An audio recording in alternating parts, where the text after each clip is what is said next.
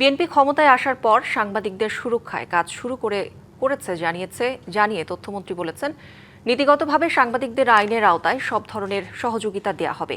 বলেন, নির্বাচনের আগে গণমাধ্যমের স্বাধীনতা রক্ষায় যে কাঠামো গঠন করা হয়েছিল, প্রধানমন্ত্রীর নির্দেশনা অনুযায়ী তার বাস্তবায়নের চেষ্টা করছে মন্ত্রণালয়। এ সময় জুলাই অভ্যুত্থানে যারা প্রকৃতভাবে জড়িত নন, সেসব সাংবাদিককে হত্যা মামলা থেকে মুক্তি দেওয়ার আহ্বান জানান সাংবাদিক নেতারা। বিশ্ব মুক্ত গণমাধ্যম দিবস উপলক্ষে সকালে অফিসার্স ক্লাব থেকে বর্ণাঢ্য শোভাযাত্রা বের করে তথ্য মন্ত্রণালয়। তথ্যমন্ত্রী জহির উদ্দিন স্বপনের নেতৃত্বে শোভাযাত্রাটি তথ্য ভবনে গিয়ে শেষ হয়।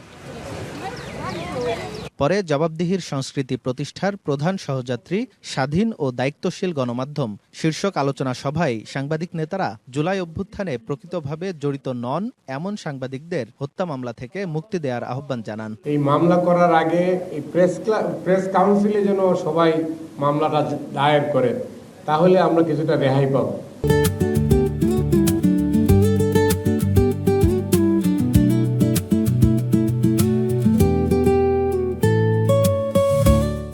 আর না হলে প্রতিনিয়ত মামলা তদন্ত হওয়ার আগেই জেলে নিয়ে যায়। শুধু আইন প্রণয়নই নয়, সেটাকে বাস্তবায়ন করতে সংশ্লিষ্টদের দায়িত্বশীল হওয়ার আহ্বান জানান প্রেস কাউন্সিলের চেয়ারম্যান। একটা নীতিমালা দিয়ে কোনো কিছু চলে না। আইন না থাকলে নীতিমালা, আমাদের আইনের ভাষায় বলা হয় যে কি বলি, পলিসি গাইডলাইন্স দিয়ে কোনো কিছু চলবে না, মূল আইন থাকতে হবে। পরে তথ্যমন্ত্রী বলেন, প্রকৃত অর্থে স্বাধীন দায়িত্বশীল গণমাধ্যমের একটি কাঠামো তৈরি করতে চাই সরকার। এক্ষেত্রে সকলের সহযোগিতা চান মন্ত্রী। এই চ্যালেঞ্জটা আমাদের দেশে দীর্ঘদিনের ফেলে রাখা একটা কাজ, এবং কোনো সরকারের পক্ষেই পরিপূর্ণভাবে এই কাজ করা সম্ভব তো হয়নি, বরঞ্চ অনেক সরকারের আমলেই গণমাধ্যমকে শত্রু হিসাবে চিহ্নিত করা হয়েছে।